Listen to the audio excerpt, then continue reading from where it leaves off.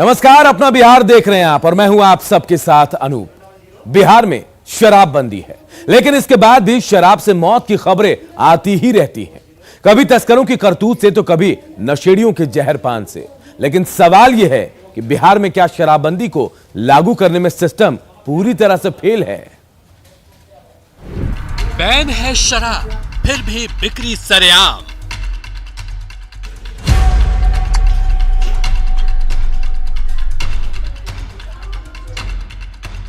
गांव शहर मिलती है मौत का सामान।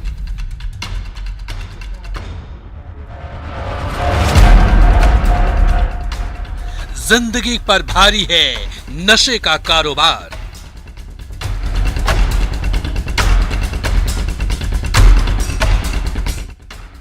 दावे अनगिनत, फिर भी खेल खुलेआम।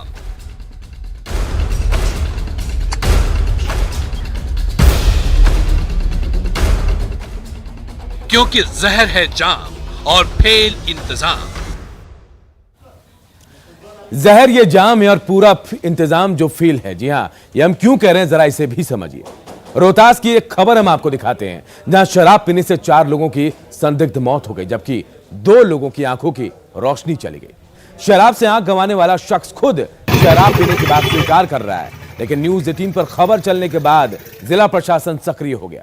बीती रात पुलिस ने कई जगहों पर छापेमारी की और कई लोगों से पूछताछ भी की जा रही है। रोहतास पुलिस ने अब इस मामले की नए सिरे से जांच शुरू कर दी है। रोहतास में जब 4 लोगों की संदिग्ध स्थिति में मौत का मामला आया और पूरा मामला जब शराब से जुड़ता हुआ आया, उसके बाद जब न्यूज 18 ने इस खबर को प्रमुखता से दिखाई तो प्रशासन ने नए सिरे से इस पूरे मामले की जांच शुरू कर दी है और रात में इसको लेकर लगातार गिरफ्तारी भी हुई है। मैं सासाराम के एसडीपीओ कार्यालय के पास हूं और यहाँ पूरी तरह से जो पूरी पुलिस विभाग है वो लगातार अभी तत्पर हो गया है और लगातार खासकर करगहर और परसथुआ इलाके में रात में छापामारी हुई है और कई लोगों से पूछताछ की जा रही है। जो लोग अंधे हुए हैं उनके परिवार से और उनसे पूछताछ की जा रही है। इसके अलावा जो मृतक हैं, जो जन वितरण प्रणाली के एक दुकानदार थे, उनकी जो मौत हुई है, उसके अलावा जो एक पशु चिकित्सक की मौत हुई है, उन तमाम लोगों से पूछताछ की जा रही है, उनके परिजनों से पूछताछ की जा रही है और लगातार जो जिला प्रशासन और पुलिस प्रशासन की टीम है लगातार जो है इस पूरे मामले को लेकर छापामारी कर रही है और फिलहाल इसमें कोई बड़ी सफलता हाथ नहीं लगी है। लेकिन रोहतास जिला में जिस तरह से शराब का कहर बरपा है और ऐसा पूरी तरह से अंदेशा व्यक्त की जा रही है कि संभवतः जहरीली शराब का मामला है और इन दिनों जिले में शराब की आवाजाही बढ़ गई है। लगातार बड़ी बड़ी खेप भी पकड़ी जा रही है, लेकिन उस पर जो मुकम्मल कार्रवाई होनी चाहिए थी वो नहीं हो पाई है। अब देखना है कि इस मामले में रोहतास पुलिस और खासकर उत्पाद विभाग और जिला प्रशासन क्या करती है। अजीत कुमार, न्यूज 18, सासाराम। और चलिए अब हम आपको सिलसिलेवार तरीके से बताते हैं कि शराब से कब, कहां और कैसे मौत हुई है। तारीख 5 फरवरी 2021 की हम आपको जगह बता रहे, कैमूर, जहां कूड़ासन गांव में 3 लोगों की मौत हो गई, जबकि 2 शराब पीने की कार्रवाई में मुख्य आरोपी को गिरफ्तार भी किया गया है। 2 घर की कुर्की जब्ती भी की गई। और देखिए, अगली तारीख 17 फरवरी 2021 की जगह गोपालगंज, सिकटिया और मंझौलिया, यहां 6 लोगों की मौत हुई थी। शराब पीने से 2 की आंखों की रोशनी चली गई और पुलिस ने कार्रवाई भी की। 6 से अधिक लोग गिरफ्तार किए गए, लेकिन यहां भी मुख्य आरोपी फरार हो गया। और इसके बाद देखिए, 17 फरवरी की तारीख मुजफ्फरपुर के कटरा में दरगाह में घटना घटी। 5 लोगों की शराब पीने से मौत हुई। कई जगहों पर छापेमारी भी की गई, लेकिन यहां भी देखिए मुख्य आरोपी फरार हो गया। और इसके बाद 25 फरवरी, जी हां, एक दिन पहले की बात हम आपको बता रहे, रोहतास के कैरगैर में बड़ा हादसा हुआ। परसथुआ में 2 दिन में 4 मौतें हुई। शराब पीने से 2 लोगों की आंखों की रोशनी चली गई, लेकिन प्रशासन शराब से मौत की बात को नहीं मान रहा है।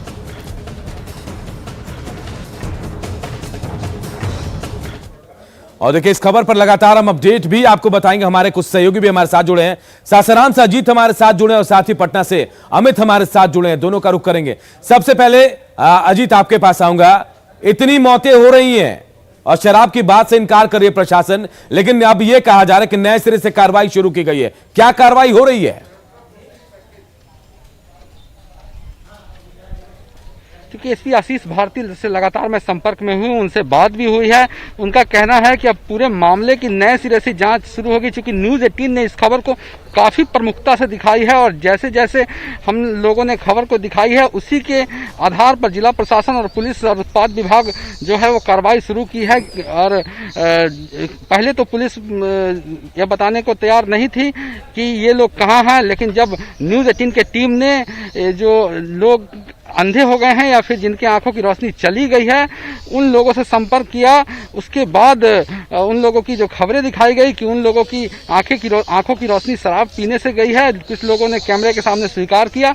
उसके बाद पुलिस तत्पर हुई है और नए सिरे से इसकी जांच शुरू हुई है और रात भर इसको लेकर आसपास के कई थानों की पुलिस छापेमारी की है और कई लोगों को हिरासत में लिया गया है और तमाम लोगों से पूछताछ की जा रही है। बता दूं कि परसथुआ का इलाका जो है वो कैमूर जिला के सीमावर्ती क्षेत्र है और उसके बगल में ही उत्तर प्रदेश का सीमा लगता है। और पिछले दिनों कैमूर जिला में भी कई लोगों की मौत जहरीली शराब के कारण हुई थी, जैसे कि खबरें आई थी। और उसके बाद बगल के प्रखंड में, बगल के थाने क्षेत्र में भी इस तरह के मामले आए हैं। तो कहीं ना कहीं मामला संदिग्ध है और मामला संवेदनशील है और इस पूरे मामले को गंभीरता से शुरू में नहीं लिया गया। उसी की परिणति हुई कि आज आप देख सकते हैं कि 4 लोग जो हैं काल कलबित हुए हैं। मैं अभी ग्राउंड जीरो पर हूँ, गांव में हूँ, बहुवारा के पास हूँ और यहाँ पर जो ग्रामीण है वो सहमे हुए हैं। रात भर पुलिस की छापामारी हुई है और कोई खास इसमें कुछ ग्रामीण कुछ कहना नहीं चाह रहे हैं और परिजन भी पूरी तरह से खामोश हैं। लेकिन कार्रवाई की कहीं ना कहीं भय सता रही है उनके परिजनों में। ऐसे मामले को लेकर पुलिस लगातार उनसे पूछताछ की जा रही है। अब देखना है कि नए सिरे से जब जांच शुरू हो रही है तो उसमें आगे क्या बिल्कुल क्या आता है। अजीत, आप बने रहिए हमारे साथ। हमारे सहयोगी अमित भी पटना से जुड़े हैं। अमित, तमाम लोग तरह तरह के सवाल उठा रहे, विपक्ष की बात करें या फिर सत्ता पक्ष के सहयोगियों की बात करें, तो वो भी कह रहे हैं कि इस पर पुनर्विचार होना चाहिए और कई मौतें भी हुई हैं जहरीली शराब को लेकर, लेकिन प्रशासन मानने को तैयार नहीं है। मान लिया जाए कि सिस्टम पूरी तरह से फेल है शराबबंदी को रोकने को लेकर।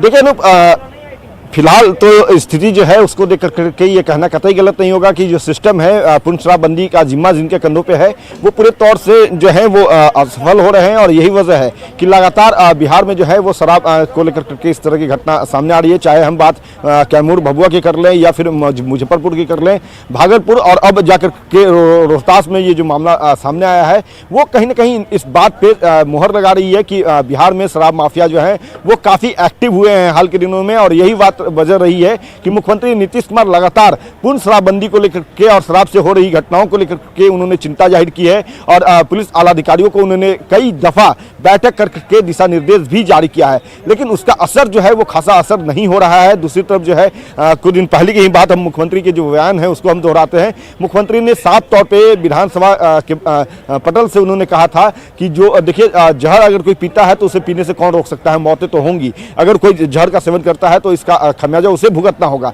तो कहीं ना कहीं मुख्यमंत्री भी ये मान चुके हैं कि जब तक लोग अपनी आदत से जो बाज नहीं आएंगे, लोग शराब का सेवन करने से तौबा नहीं करेंगे, तब तक इस तरह की घटनाएं जो है वो सामने आती रहेगी। हालांकि जो शासन है, प्रशासन है, जो तंत्र है, उनका जिम्मा है कि शराबबंदी जो है वो कामयाब करें और जो शराब माफिया हैं उनको सलाखों के पीछे पहुंचाएं। हम बात कुछ आंकड़ों की कर लेते हैं अनूप कि पिछले 5 साल में तकरीबन 3.25 लाख जो है वो मामले दर्ज हुए हैं। शराबबंदी को लेकर के, शराब सेवन से जुड़े हुए मामले जो हैं वो दर्ज हुए हैं। लेकिन अगर हम कार्रवाई की बात करी जाए, कन्विक्शन की बात करी जाए, तो उसका आंकड़ा जो है वो बेहद कम रहा है। तकरीबन 500 ही ऐसे मामले रहे हैं जिसका ट्रायल हुआ है, कन्विक्शन हुआ है। तो इससे समझा जा सकता है कि पूरा सिस्टम जो है उससे एक बार फिर से जो है उसका रिव्यू करना होगा। तो हम भी बता रहे हैं सरकार को और तमाम लोगों को कि जो आंकड़े हमारे पास आ रहे हैं वो यही तस्दीक करें कि जहरीली शराब से मौत हो रही है, लेकिन प्रशासन के लोग हैं कि इसे मानने को तैयार नहीं। फिलहाल बहुत बहुत शुक्रिया आप दोनों का हमसे बातचीत करने के लिए। अब बात गोपालगंज की करते हैं। गोपालगंज में शराब तस्करों के खिलाफ अभियान में पुलिस को बड़ी कामयाबी मिली है। टूरिस्ट वैन से भारी मात्रा में शराब बरामद की गई और इस बरामद शराब की कीमत करीब 35 लाख रुपए बताई जा रही है। शराब को टूरिस्ट वैन की सीट के नीचे छुपा कर रखा गया था। शराब तस्करों ने वैन के छत पर तहखाना भी बनाया और उस तहखाने में शराब की बोतलें रखी। पुलिस को सूचना मिली थी कि उत्तर प्रदेश से शराब माफिया टूरिस्ट वैन में शराब लेकर आ रहे हैं और इस सूचना के बाद कुचायकोट के जलालपुर चेकपोस्ट पर गाड़ी की जांच शुरू की गई। इसमें से शराब बरामद हुई। पुलिस ने इस मामले में 3 शराब तस्करों को गिरफ्तार भी किया है। बताया जा रहा है कि होली के दौरान बिहार में शराब खपाने की शराब माफिया कोशिश कर रहे हैं।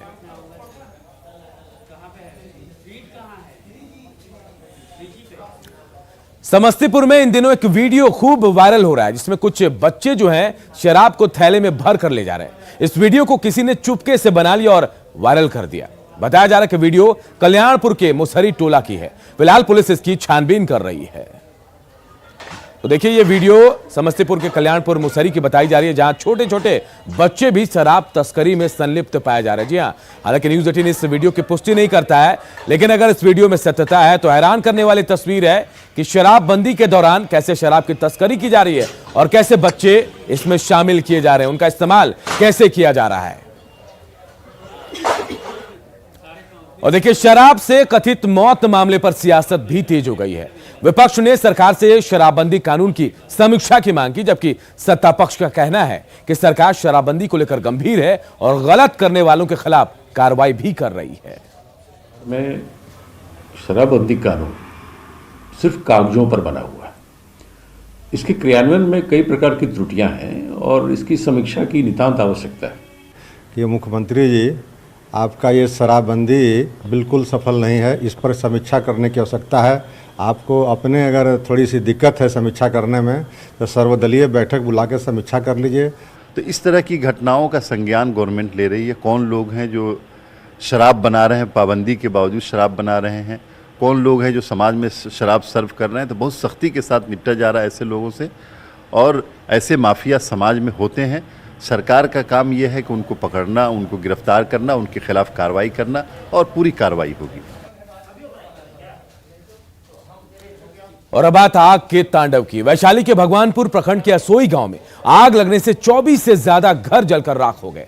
अगजनी में मनोगा पासवान नाम के एक शख्स की जलकर मौत भी हो गई, जबकि 12 से ज्यादा पशुओं के जलने की भी खबर है। हम आपको तस्वीरें भी दिखा रहे हैं। आग के भीषण लपटों को आप देख सकते हैं। धू धू कर जल रही इस बर्बादी की आग में लाखों रुपए के कपड़े, बर्तन और नकदी भी जलकर खाक हो गए। इधर घटना की जानकारी मिलते ही मौके पर थाना प्रभारी पहुंचे, पूरी घटना का जायजा लिया। वहीं दमकल की गाड़ी भी आग बुझाने में जुट गई।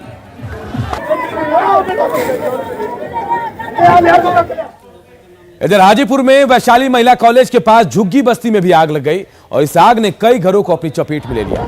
आग की लपटें इतनी तेज थी कि दमकल की गाड़ियों को आग को काबू करने में काफी वक्त लग गया।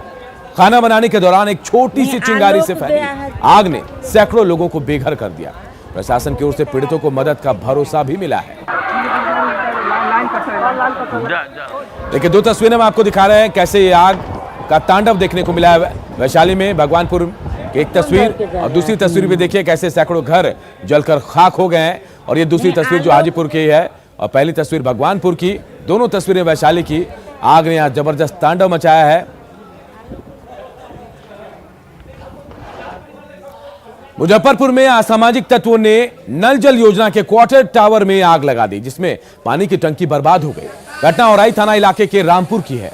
रामपुर पंचायत के वार्ड 7 में उपद्रवियों ने उत्पात मचाया। इस मामले की शिकायत थाने में भी कर दी गई। दमकल की गाड़ियों की मदद से आग पर काबू पा लिया गया।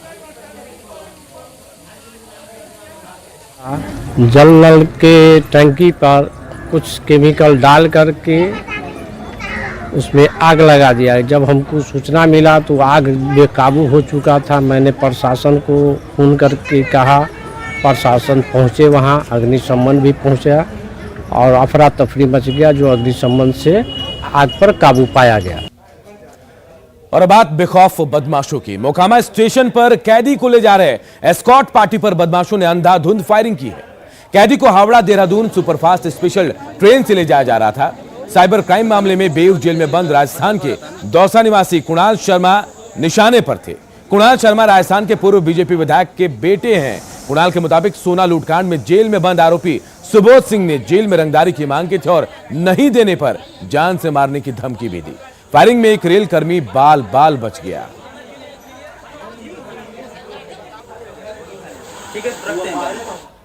मोकामा पे ट्रेन रुकी, वहाँ से जैसे चलने लगी तो कुछ लोग वहाँ से भाग के फायरिंग करना स्टार्ट कर दिया हमारे ऊपर। तुम्हारे ऊपर? हाँ सर। और फायरिंग करने का रीज़न मुझे पता है, क्योंकि बेऊर जेल से जब मैं निकल रहा था तो मेरे को सुबोध सिंह नाम के कैदी ने धमकी दी थी कि तुमको रास्ते में जान से मरवा देंगे हम। लोग बेऊर से एक कैदी को लेकर के सियालदह जा रहे हैं, सियालदह न्यायालय में उपस्थित कराना था। गाड़ी जब खुलने लगी तो गाड़ी खुल चुकी थी। इधर से 4-5 गो इसी आया और धराम धराम वहीं से गोली चलाना स्टार्ट किया। जब तक हम लोग सतर्क हुए कि तब तक वो वहाँ से भाग चला। घटना में ये मोकामा से जब ट्रेन खुली है ना, अचानक मोकामा से गाड़ी खुली ना तो 2-3 अज्ञात मैंने चोर चक्का जो कहिए वो पिस्टल से चलाने लगा, गोली फायरिंग करने लगा। अच्छा। उसी में थोड़ा सा साइड से आपको गोली लगी है ना? लोग गोली नहीं लगी, साइड से निकल गया। साइड से। इधर कटिहार में स्टैंप की कालाबाजारी का मामला सामने आया है। दरअसल 5 मार्च को कटिहार में सेना बहाली के लिए जीडी परीक्षा होनी है और इसके लिए 10 रुपए के स्टैंप पर शपथ पत्र देना है, लेकिन 10 रुपए के बदले अभ्यर्थियों से 500 से 700 रुपए मांगे जा रहे हैं। छात्रों के मुताबिक क्राइसिस का हवाला देकर छात्रों से वसूली की जा रही है। छात्रों का कहना है कि अधिकारियों के दफ्तर के चक्कर काटने के बावजूद कोई हल इसका नहीं निकल पाया। वहीं सदर अनुमंडल पदाधिकारी कहते हैं कि उन तक मामला नहीं पहुंचा है। अगर मामला आएगा तो ब्लैक करने वाले वेंडरों पर कार्रवाई की जाएगी।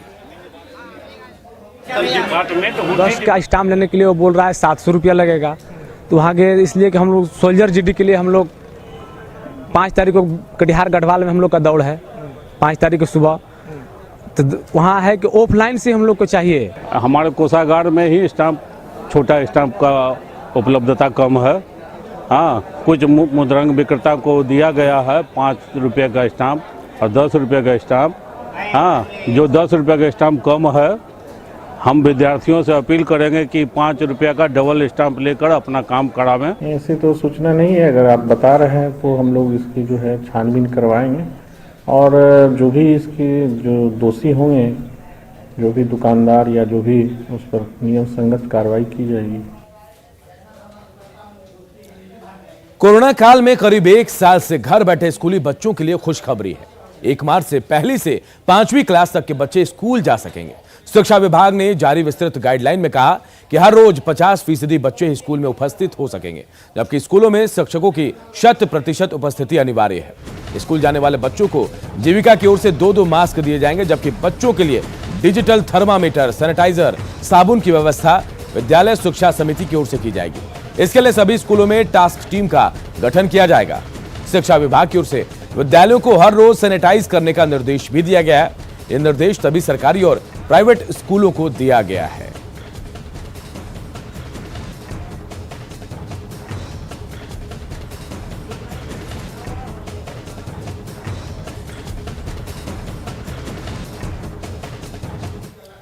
और राजधानी पटना से एक बड़ी खबर इस वक्त आ रही है। पटना में ऑटो सवार को अपराधियों ने गोली मार दी है। लूटपाट के दौरान अपराधियों ने ऑटो सवार को गोली मारी है, ऑटो चालक को। और कंकड़बाग के द्वारिका कॉलेज के पास की घटना है।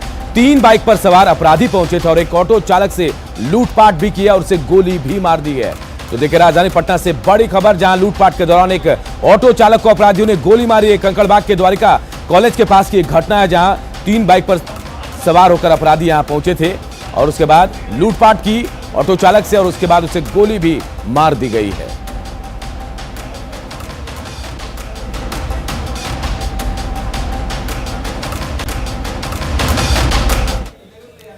नेता प्रतिपक्ष तेजस्वी यादव ने मुख्यमंत्री नीतीश कुमार के खिलाफ आपत्तिजनक टिप्पणी की है। तेजस्वी के बयान के बाद बिहार का राजनीतिक पारा चढ़ गया है। ये तो he is not a chief minister, हम बार-बार कह रहे हैं, he is a chief minister. सुना आपने, ये शब्द हैं उस शख्स के जो बिहार का मुख्यमंत्री बनने का सपना देखता है, लेकिन एक निर्वाचित मुख्यमंत्री के बारे में किस तरह के शब्दों का इस्तेमाल करता है। फिर से सुनिए तेजस्वी यादव के बिगड़े बोल। नेता तो बिहार के मुख्यमंत्री भी नहीं है। बिहार के शराबबंदी पर जनता जिसको मानती है वो होता है नेता, लेकिन जनता ने तो नीतीश कुमार जी को नकार दिया। ये तो he is not a chief minister, हम बार-बार कह रहे हैं, he is a chief minister. Tejashwi Yadav के विवादित बयान के बाद बिहार की राजनीति गर्म हो गई। सत्ता पक्ष के नेताओं ने कहा कि जिनका जो संस्कार होता है वो वैसी ही बात करते हैं। जब उनको मौका मिला था तो सरकार और विभाग को संभालने के बजाय मॉल संभाल रहे थे। और हमको जब मौका मिला है तो हम गरीब के आशियाने बनाने में लगे हैं। तो निश्चित रूप से उनको नज़र वही आएगा जो उनकी मानसिकता है। उनके पिता जो है क्या वो थी भारत के लड़ाई में जेल गए हैं। वो तो घटोला नहीं, वो तो महान वो थी घटोलाबाज है। इसलिए वो कर्म प्रधान विष कर रखा, जस करिए तस फल चाखा। तेजस्वी के विवादित बयान पर कांग्रेस तो कांग्रेस, आरजेडी के नेताओं से भी जवाब देते नहीं बन रहा। लोकतंत्र में भाषा का मर्यादा का ख्याल रखना चाहिए। बात यह है कि इन्होंने जो सुशासन बोला था वो कुशासन दिखाई दे रहा है। हाँ, और हमारा काम है सच बोलना, हम सच बोलेंगे। हाल के दिनों में खासकर विधानसभा चुनाव के बाद बिहार के नेताओं में विवादित बयान की जैसे होड़ लग गई। पिछले विधानसभा सत्र के दौरान भी तेजस्वी यादव ने मुख्यमंत्री नीतीश कुमार के खिलाफ आपत्तिजनक टिप्पणी की थी और एक बार फिर तेजस्वी ने मुख्यमंत्री के बारे में ऐसी विवादित बात कह दी और ये बता दिया कि वो पिछली गलतियों से सीखने वाले नहीं हैं। न्यूज़ 18 के लिए पटना से आनंद अमृतराज के साथ साकेत कुमार की रिपोर्ट। विधानसभा में एक बार फिर बिहार के पहले मुख्यमंत्री श्री कृष्ण सिंह को भारत रत्न देने की मांग उठी है। बीजेपी एमएलसी सच्चिदानंद राय ने बिहार सरकार से केंद्र को प्रस्ताव भेजने का आग्रह किया है।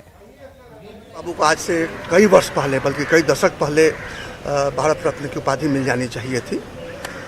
यह दुर्भाग्य है कि आज मुझे ये सदन में उठाना पड़ा, लेकिन इस बात की खुशी है कि मुझे ये अवसर प्राप्त हुआ और इस बात की भी खुशी है कि सरकार की तरफ से सकारात्मक ही मिला है कि इस पर विचार करके और एक निर्णय बताया जाएगा।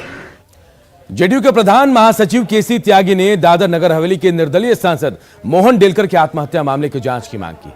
उन्होंने कहा कि स्थानीय प्रशासन के रवैये की वजह से ऐसा हुआ है। पार्टी को उनके सुसाइड से उत्पन्न हुई परिस्थितियों पर अफसोस है। नीतीश कुमार जी ने उनकी पत्नी, उनके बेटे को सांत्वना भी दी है और हम निष्पक्ष जांच की इस मामले में मांग करते हैं। यद्यपि ये मामला मुंबई पुलिस के अधीन है और वहीं के गृह मंत्री श्री अनिल देशमुख ने प्रेस कॉन्फ्रेंस के द्वारा इस मामले को उठाया है। हमें उम्मीद है कि पीड़ित परिवार को न्याय मिलेगा। और अपना बिहार के इस बुलेटिन में इतना ही। आगे देखिए जोहार झारखंड।